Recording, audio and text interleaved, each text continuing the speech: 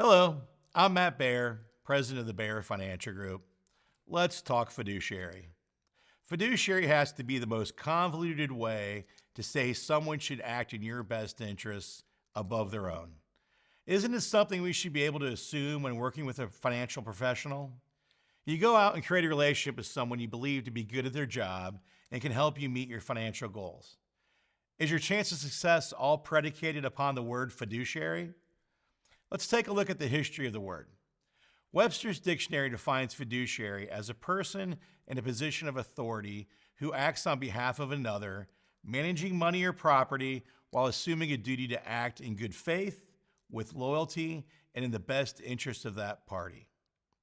In 2010, the Department of Labor proposed a rule to amend the Employee Retirement Income Security Act of 1974, better known as ERISA.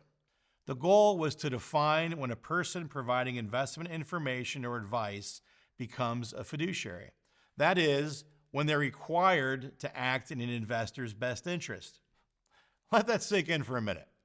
It takes an act of Congress, or in this case, the Department of Labor, to identify when an advisor is required to act in an investor's best interest. Am I the only one thinking this should be what's been going on the entire time anyway? I mean, what's been happening for the last 80 years? Was it just the Wild West of investment advice?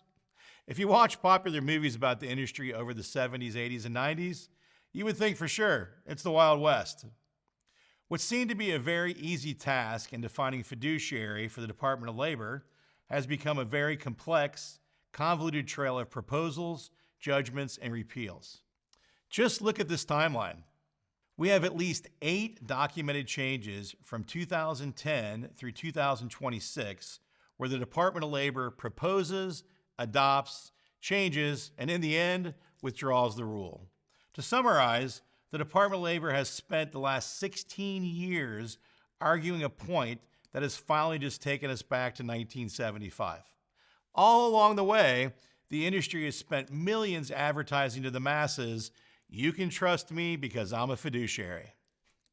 The part that really chaps my hide is that this has done nothing but create a false sense of security for anyone looking to hire a financial advisor. We've all seen the commercials, one firm or another touting, we're a fiduciary. We can only act in our client's best interests. If we did anything that was not in our client's best interests, we would burst into flames like a vampire in the sun. I mean, that's a little extreme, but it is really the false sense of security I'm talking to. Someone with bad intentions is not going to ring the doorbell and say, "Hi, I'm here to take advantage of you." Any person giving financial advice that has at least their Series 65 or 66 securities licenses has already done the majority of the work to call themselves a fiduciary. Not to make this process more confusing, but FINRA came out with their own set of rules to define fiduciary called their Best Interest Contract, or BICE. I think this was really done to create a baseline that would slow the roll of the Department of Labor. So there's another set of regulations by a completely different government body telling us what it means to be a fiduciary. Bottom line, an educated consumer is not only better for the industry, but also likely a better client for anyone giving financial advice. Regardless, my opinion, of the confusion that is fiduciary, I really do think the regulatory bodies of the securities industry, the SEC, FINRA, and the Department of Labor, have done a very good job of incorporating technology and education to clean up the business. When I got into the business 30 years ago, everything was paper. Today, paper trade tickets have been replaced by online orders, and the powers that be can see trade histories with the click of a button. The number of resources that exist to help educate the public and licensed individuals is infinitely greater than when I first got into the business. Licensing standards have increased along with continuing education requirements. The combination of technology and continuing education have created an environment where it is increasingly difficult to be a bad actor. The industry setting fiduciary standards is designed to set a playing field where regulators have a bar to hold those giving advice against. Where these regulatory bodies are in place to give the public more confidence in the system, being a fiduciary is not a marketing strategy. especially when the end goal is for anyone licensed to give advice under FINRA or the Department of Labor standards to be a fiduciary.